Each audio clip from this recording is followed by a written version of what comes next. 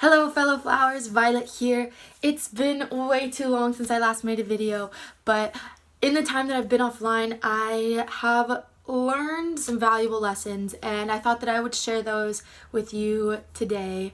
So what many of you may not know is that for the past 3.5 years, I had been in a relationship and I kept a lot of that offline, because of a lot of shame and lack of self-esteem and whatnot, but that's kind of what this video is about.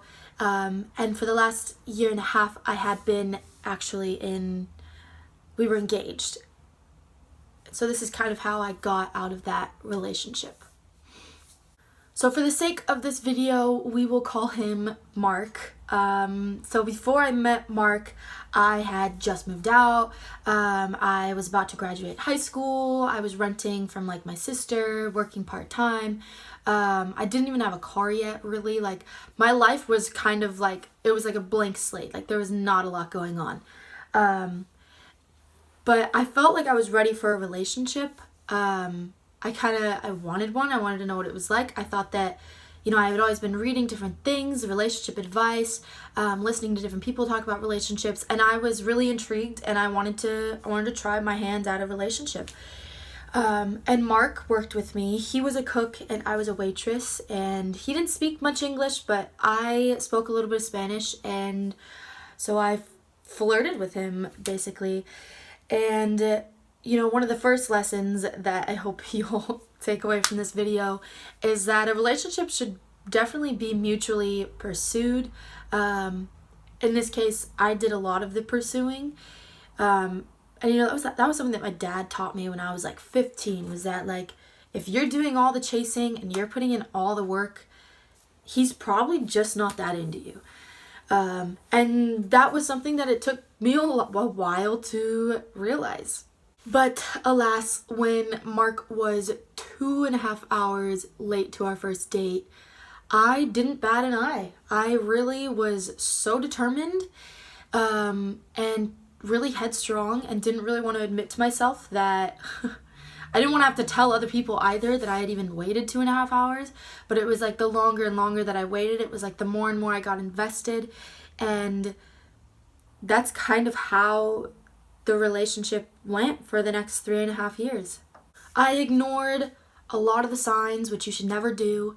But I was busy making money moves. I was busy, I was 18 years old when we got together, and I got a car, I got a new job, I started going back to school, I was joining a band, doing all these different things, and was still kind of tied to this relationship that wasn't fulfilling me in the right way anymore.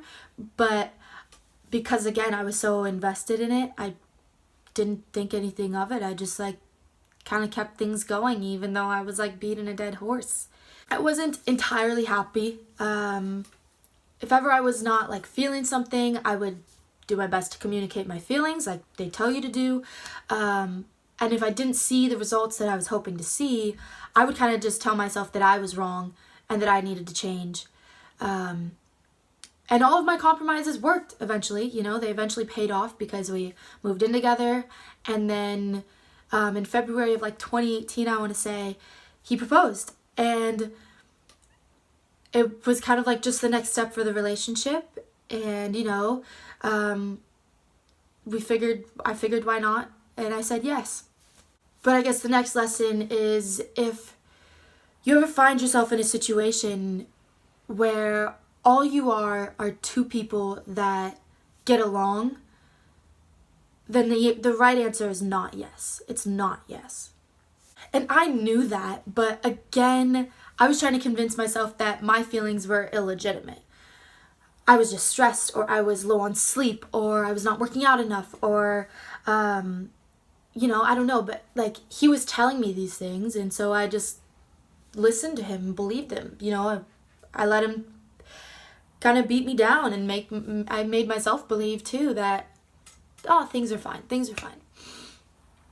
And all of my self-criticizing kind of turned into feelings of inadequacy and embarrassment and shame and insecurity. And And whenever I thought about telling people that we were now engaged, I would get so sick to my stomach with nervousness that I didn't tell anybody that we were engaged for 6 months after I said yes. I didn't tell a soul. And I shut a lot of people out in that time. I shut out my best friend, I shut out my sisters, my mom, my family, everybody. At work, even people that I was close to started to kind of say like, what's going on with you, Violet? Like, we've noticed you're a little angry, you're a little like more sassy than usual. And I guess when I'm like in pain or distress, it manifests its way in just a ton of sarcasm, because I was so sarcastic with people, and it was just my way of like keeping a guard up, I guess. So I was keeping a lot of people at arm's length because I was so focused, like hyper focused on keeping him happy. I knew that if I didn't text him back within 5 minutes, that he'd ignore me when I got home. I knew that if I ate more than one piece of pizza, that he'd make fun of me for it. And if I ever asked him why he didn't say that he loved me, I knew that he was gonna throw his phone across the room or some other object. And so I just learned to kind of turn it all off, I guess. I don't remember what the final straw was, but I eventually told my mom in like August or something, and I told her I'm sorry, I've been lying to you this whole time. Mark and I have actually been engaged, and I'm really sorry that I haven't been the best daughter to you. And she said, sweetie, I've known from the beginning that you and Mark were not right for each other. And that hit hard, like really hard. And so, I broke things off with him like the next day. And then something really, really bad happened that night when I went out with some coworkers. And I was in a moment of weakness, and I really had nobody else to turn to. Mark and I were still living together, and so he was like the only person there that was really available to like hold me and comfort me as I got through what I was going through. So we stayed together But the issue was that there was now all this resentment, right? Because I had rejected him, and he knew that I'm the kind of person, I'm like so honest that it's like a fault, basically. And I had told him about what my mom had said, because I'm like, if I have this issue, I want to bring it to you and I want us to like work through it together. And because I don't want to be alone, I don't want you to be in the dark alone, like let's work through this. And so I told him that my mom didn't approve of us, and he interpreted that as like, your family doesn't support us, you need to stop talking to your family if you want to be with me, sort of thing. And if I it really just like became this huge thing of like, he doesn't trust me anymore to talk to like anyone, not even my own family, sort of thing. Like if I'm texting someone, he's like, who are you even texting? If I go to the grocery store, he's like, where are you? I couldn't even wake up without feeling anxious and really scared for what was going to happen that day. But I stayed and I stuck it around, and I told myself that like, there's nobody else for you. There's like, this is all you're ever going to get. Like, he's your one chance. Like, you just make it work. Like, and that's kind of like, I guess it comes from like my Mormon upbringing, where like a lot of the time you just like, you marry someone, and like, even if like shit doesn't work out, like you make it work, sort of thing. Like, that's kind of the mentality that I was coming from, is like, you always stick it through, always fight for it. And always try your hardest. And so that's what I was doing, but it wasn't being reciprocated. And one day I finally heard what everybody was saying about their own relationships, and I heard myself giving them all this advice on their relationships. And I'm giving them all this great advice, and it's really easy for me to like look at my friends' problems and like make so much sense of it and give them exactly what they need. But then for myself, I didn't have that same respect for myself. And I remember I had stumbled across this website that like talked about like toxic relationships, and there were like 20 items or something on this list of different red flags to look out for. And I like kid you not, had like 19 out of 20 of them that I could relate to. And it scared me to death that this website knew my life like it had known me or something. And it just like looked at my relationship and was like, boom, here you go. Like, there's all that's wrong with it. And maybe it was just the timing, I don't know, but it was like, it kind of gave me that motivation to finally get out. And so I called my mom up and I told her I can't do this alone. Like, I know, like, I just don't have the self-esteem or the confidence. Like, I'm torn. I need help. And so my mom moved in with Mark and I. And we told him, like, hey, you need to be out by March. And then March turned into April. And then April turned into May. And then he bought a car and he said, I'm going to need more time. And I said, and I had to finally have enough respect for myself. And I finally had to fight for myself and tell him, okay, sorry, it's blue. And tell him, if you're not going to leave, then I'm going to leave. And so I made plans to move in with family and move back home. And I packed all my stuff and I was ready to go. And it was coming down to like the last couple of days that we were even together, and he still hadn't moved. He hadn't even touched his stuff. He hadn't even found a new place yet. Nothing. And because he hadn't packed anything and we had to be out by this certain day, I just decided to move out all of his stuff for him. And that sucked because it was like I was mentally and physically trying to get out of this thing, but yet I was still cleaning up his messes.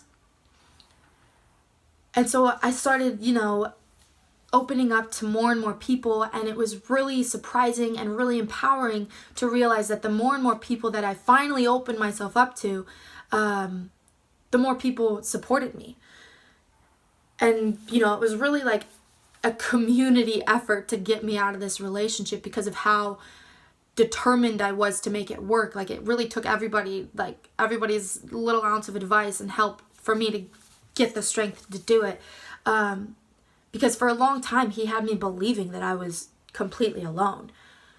But I finally learned that even if I'm all alone, which I know I'm not, even if I'm all alone, I know that I'm the best company I'll ever have. And when you're young, you believe that you know what it takes and that you've got this, and that sometimes, but sometimes you have to realize that you can't do something on your own. You have to ask for help, and you have to be honest with yourself, and you have to look out for yourself. Really, like, a ring on your finger cannot be a temporary fix.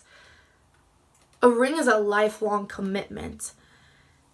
And I had to learn to value myself and listen to my heart, as cheesy as it is, to realize that the ring that I was being offered was not the ring that I deserved. If I could talk to that past version of myself that was struggling to make it through the day without breaking down into tears, I would tell her that happiness is real. And I know because I finally found it. And it came from me being authentic, true, and honest with myself. And it came from finally opening up to people and letting people in and showing people who I was and pursuing the things that make me happy and that I'm passionate about. And it came from looking at all these different relationships and friendships and really analyzing and asking myself, like, is this doing me good, or is this harming me in some way? And it finally came from me just cleaning up my own messes, And if you do that, and if you have that respect, and you have that sort of focus and determination, and you direct it towards yourself for once in your life, you'll find happiness too. So I hope that this video has helped you in some way, if even it was just to entertain you for a few minutes. Thank you again, and I will catch you in the next video. Bye.